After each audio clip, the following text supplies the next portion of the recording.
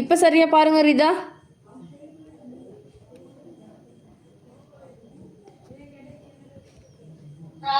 Okay சரியா. இது கேள்விய இதில் என்ன கேட்டுக்கிறேன், எதில் வந்து அடர்த்தி வந்து குறவுண்டு சொல்லி கேட்டுக்கிறேன்.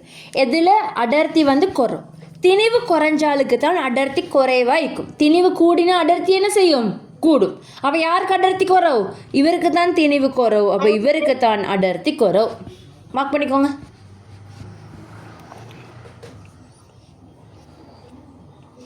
அடுத்த கேள்வி,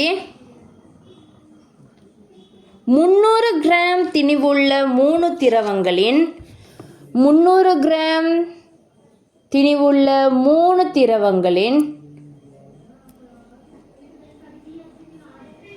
300 கிராம் திணிவுள்ள திரவங்களின் போடுங்க. 3 திரவம் எழுதாமல் 300 கிராம் திணிவுள்ள திரவங்களின் கனவளவு தரப்பட்டுள்ளது. கனவளவு தரப்பட்டுள்ளது. 300 கிராம் திணிவுள்ள திரவங்களின் கனவளவு தரப்பட்டுள்ளது.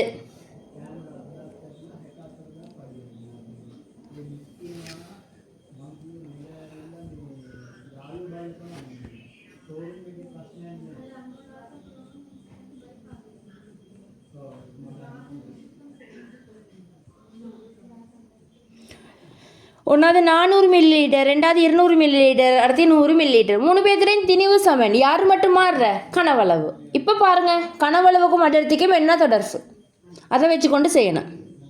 அடர்த்தி கூட்டினா கனவளவு குறையும், கனவளவு குறைஞ்சாலுக்கு தான் அடர்த்தி கூடுதலாக காணப்படும். அதை வச்சுக்கொண்டு செய்யணும். செய்யுங்க.